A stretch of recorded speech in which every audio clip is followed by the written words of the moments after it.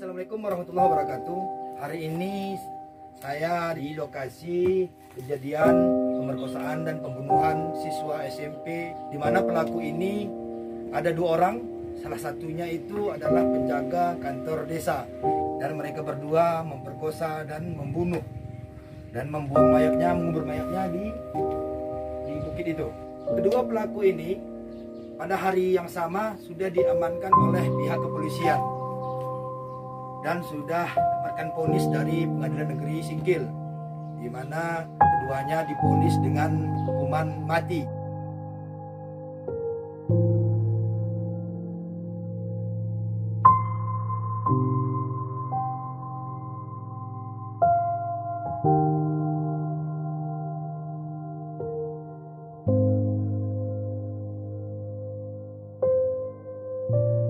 Disinilah kedua pelaku menjalankan aksinya dan mayatnya itu dibuang ke daerah bukit.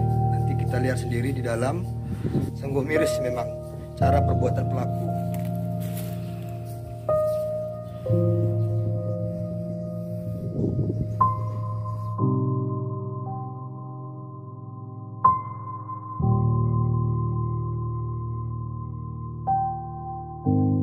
Namun kalau untuk lokasi ini memang sangat sunyi,